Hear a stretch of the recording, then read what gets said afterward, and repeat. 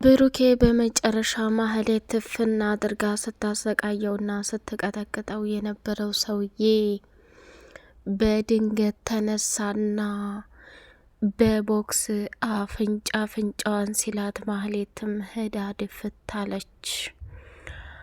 መድብል ደግሞ ቆይታውን ወደ ውጭ አድርጎ ነበርና ሲመጣ ያየውን ነገር ማመን አቅቶት በራፉ ስር ትልቅዬ እንጨት አገኘና አናቷን በዱላ ሲበትንላት እያንዳንዱ ሰውነቷን በደም ጨፈጨፈላት።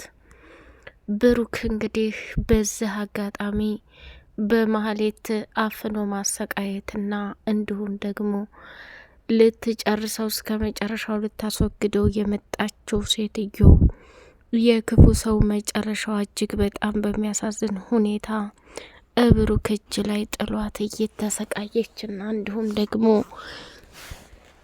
አቶ ካሌብ ሙሲሳ ለማህሌት የዝናን ቦታ ልሰጣት አስቤያለሁኝ ብሎ ካላት በኋላ ንግስት ሲያጫውታት በመጨረሻም የእጇን አግኝታ እየተሰቃየችና መከራዋን እየበላች ትገኛለች።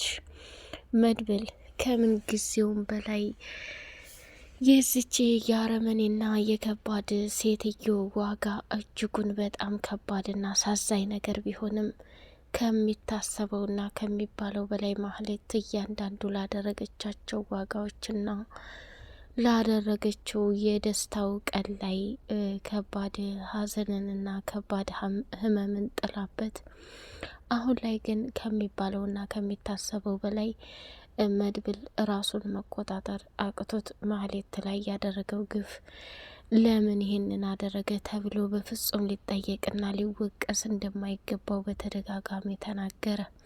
ብሩክ በደስታዬ ቀን ያጠፋሽው ከባድና ሐዘን የጣልሽብኝ ጊዜ ሁሉም ነገር አብቅቷል። መድብል አምጥቶ ይቅር በላት እያለ ሲለምነኝ አውቄ እምቢ ያልኩት ያንችን ባህሪና ክፋት ጠንቅቄ ስለማቅ ነው። ወንድሜ ግን ሁሉንም ሰው ስለሚያምንና የጀመርነው ጉዳይ በሰላም እንዲጠናቀቅ ስለፈለገ አስገድዶም ቢሆን ይቅርታ እንዳደርግልሽ ለምኖኝ ነበር። ማህሌት አንቺ መቼም ቢሆን እኔን ገለሽ አፈር ሳታለብሽ ሰላም ልታገኝ አትችይም። አስቀድሜ ግን የምደፋውና የምገለው አንቺን ብቻና ብቻ ነው። መጨረሻሽና የህይወት ፍጻሜሽ ሞት ነው የሚገባሽ ብሎ ብሩኬ ደመደመና የተሰካውንም ኦክስጅን በጣጠሰና አናቷን ሲላት ሄዳ ድፍታለች።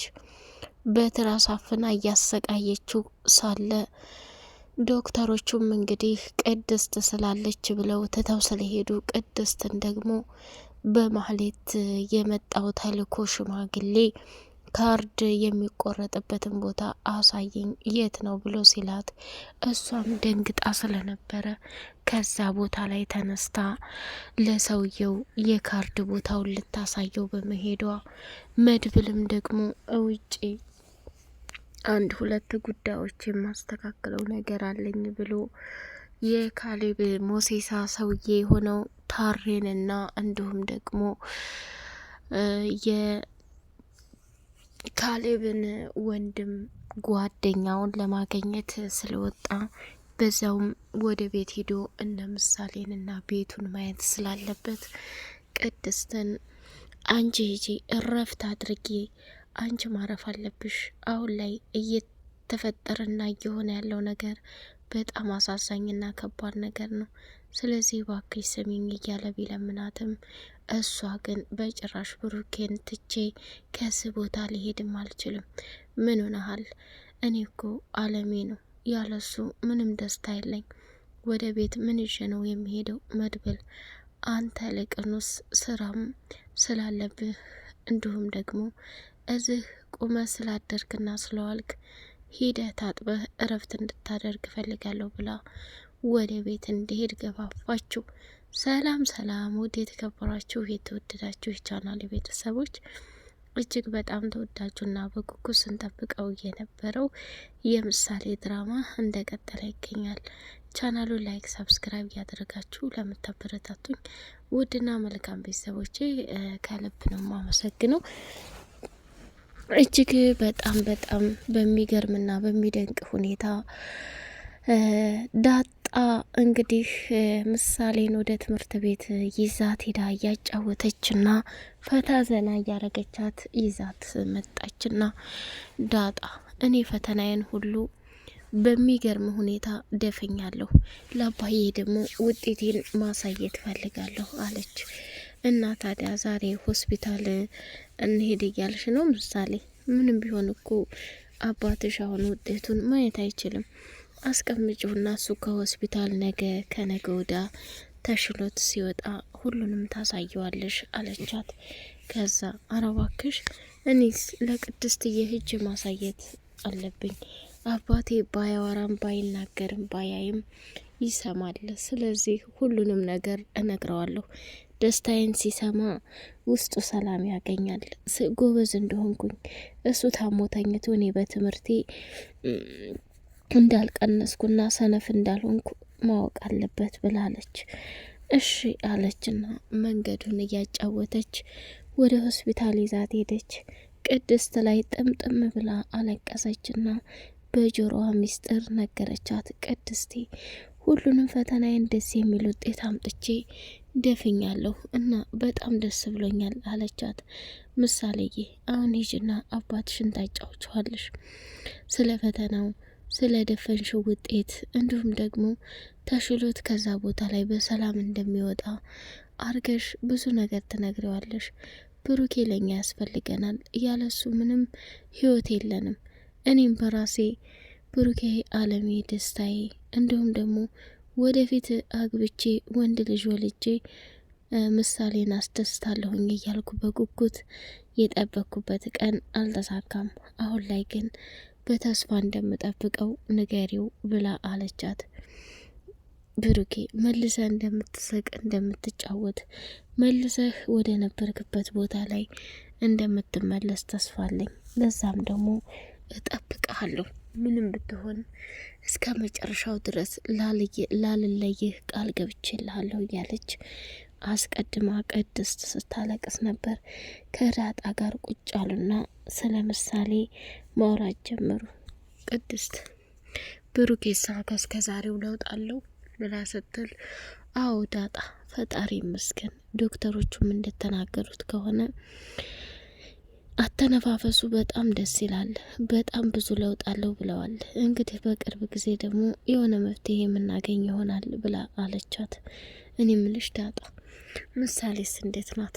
እቤት እየረበሸቻችሁ ነው? ትምህርትስ በደንብ እየተማረች ነው?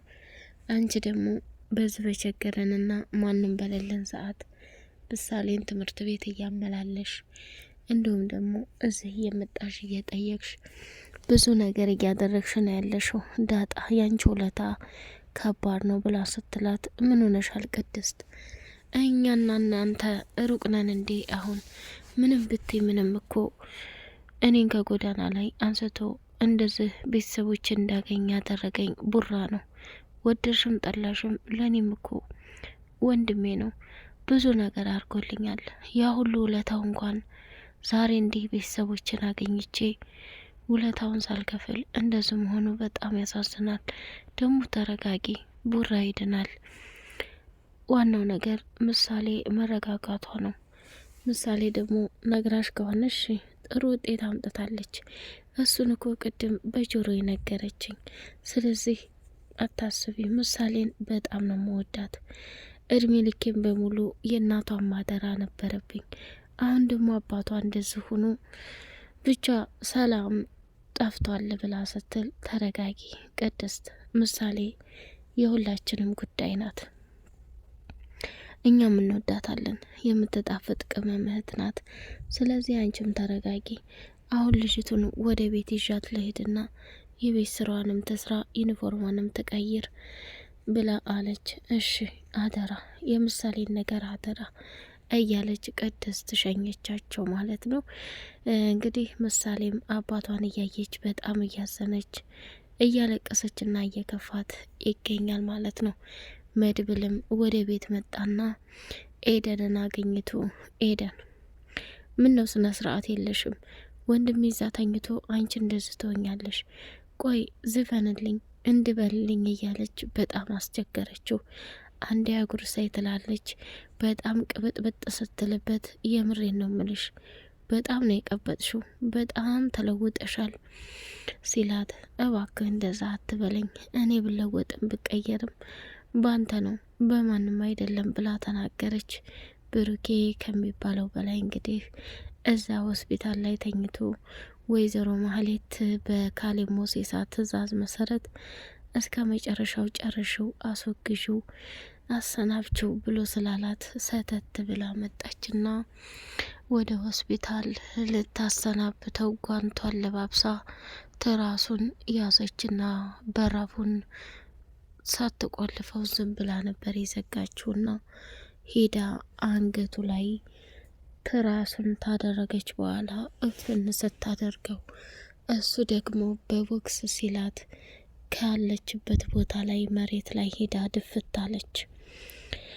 መድብልም ቆይታውን ከነ ኤደን ጋር እንዲሁም ደግሞ ከጓደኛው አካም ጋር እንዲሁም ከካሌብ ሞሴሳ ሰውዬ ከታሬ ጋር የሚፈልጋቸውን መረጃዎች ከተለዋወጠ በኋላ ጉዞውን ወደ ሆስፒታል አድርጎ በሩን ቆርቁሮ ሲገባ ማህሌት እዛ ድፍት ብላ ሲያት፣ ብሩኬም ደግሞ ኦክስጅኑ ካፍንጫው ላይ እስከሚነቀል ድረስ እየታገለ እሷን እስከ መጨረሻው አፍርጦ ጥሏት ነበር።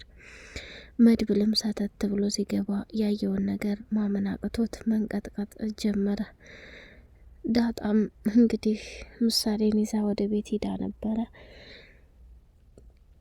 ማህሌትም ደግሞ ሁኔታዋ ሁሉ በጣም የሚያሳዝንና እጅግ በጣም ከባድ ስለነበር አቶ መድብል ምንም ነገር ሳይሳሳ እስከ ወዳኛው ድረስ ማሰናበቱና እንደዚህ ማድረጉ በጣም ነው ደስ የሚለው ማለት ነው።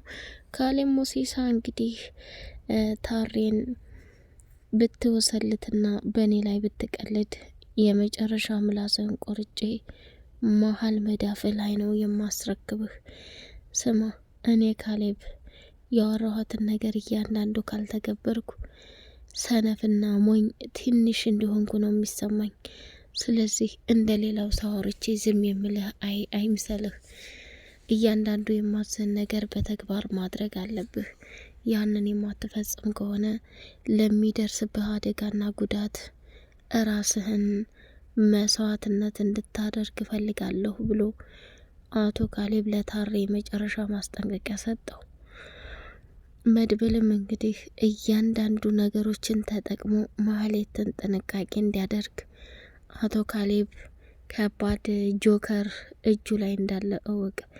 መድብል ከምን ጊዜውም በላይ ራስህን ጠብቀህ ማህሌትን ወጥመዱ ውስጥ ልታስገባህ ደፋ ቀና እያለች ነው። ብሩኬንም ቢሆን ጥንቃቄ አድርገህ ሕክምናውን ጨርሶ እስከሚወጣ ድረስ ካጠገቡ ጠንካራ ሰው መለየት የለበትም ብሎ ሁሉንም ነገር አስጠነቀቀው ማለት ነው። መድብልም ታሬ የሰራበትን ገንዘብ ሊሰጠው ሲል በፍጹም አልቀበልም አለ። የሰው ልጅ መቀየሩ ይህን ያህል ገራሚ እንደሆነ መድብል ተገረመ። ቀጣይ ፓርት እስከምንገናኝ አሰላሙ አለይኩም ወራህመቱላሂ ወበረካቱ።